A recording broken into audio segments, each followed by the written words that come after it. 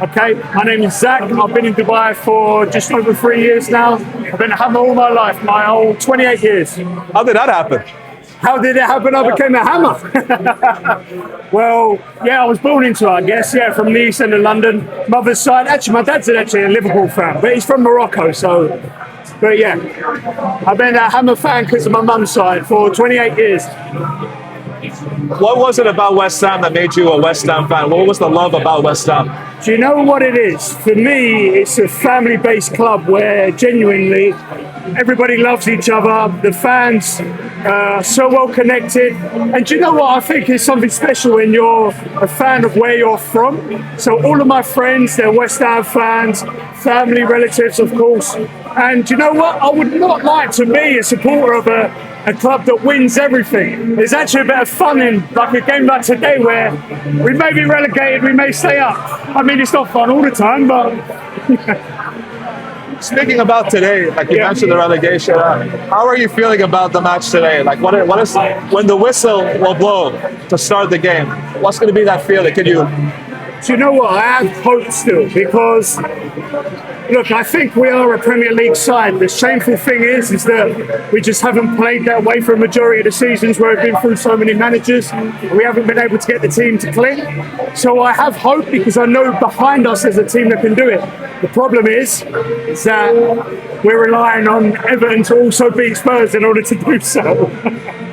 That is the problem. I mean, you know, like everyone is rooting for you guys today in the Premier League except for Spurs. Yeah. Have you received any messages from people or like, what is, like, if you're a West Ham fan and you know that the whole league wants to be with you, what does that tell you about the league? It's a great feeling. I mean, what it tells me is everybody hates Spurs, which I definitely do. I can tell you that now. But no, it's nice because obviously we're a respected club at the end of the day. A lot of people are behind us. They like how we play football. Yes, we make some wrong decisions, and you know, but they like what we're about. And for me, that means more than anything. So the fact that people want us to stay and they dislike Spurs even more means a lot. And I hope it gets behind us because it's not just West Ham supporting West Ham today. It's everyone else in the Premier League bar Spurs. You mentioned that a lot of manager shifts, some owners making bad decisions. What I noticed doing my research for last week, for some reason, the owners are always against West Ham. What's going on with that? But my question is, what would you have done differently this season? What would I have done differently this season? It's difficult to say because I think there's been times where it looks bright. I think we haven't stuck to a system. We've been chopping and changing, playing players out of position for some reason, playing left backs as right backs, and we've just tried too many different formations where it just hasn't worked for us. So I would have stick into one route, whether that may have been the destination for us to be relegated, but at least tried something to build around because so far we lost our destiny. And for me, you know, chopping and changing every week isn't building something together. So maybe it's to do with Bowen's captaincy as well. Maybe I would have tried a different leader.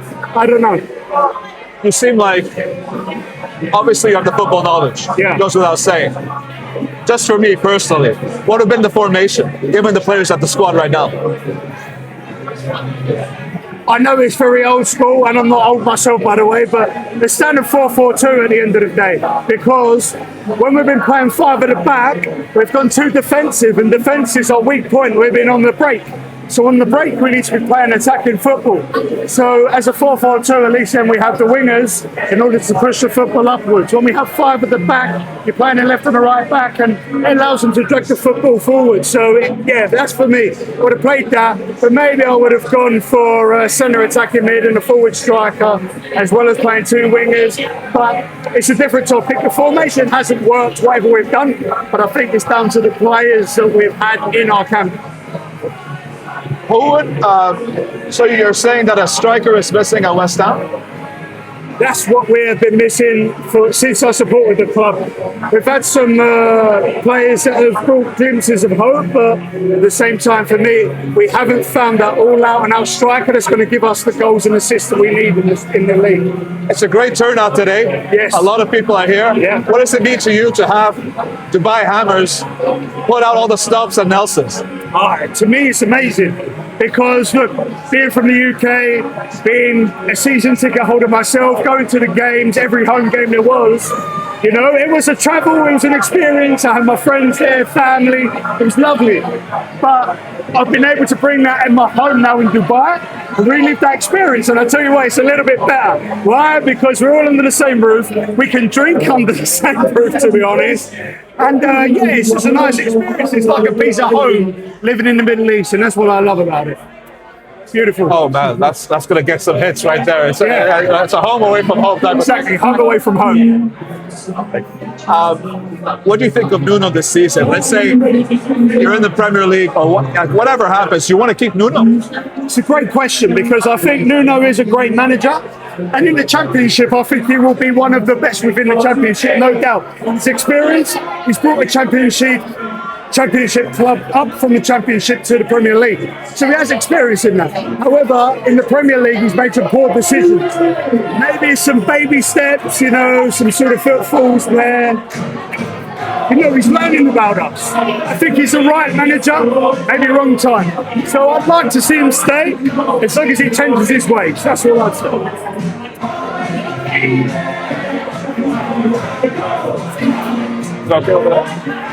Sorry about that, Zach. It's all right. I'm going to ask you some rapid fire questions. Okay. This is the real moment, all right? People at West Ham said that you guys need a striker. Let's say you stay in the Prem. Who would you sign?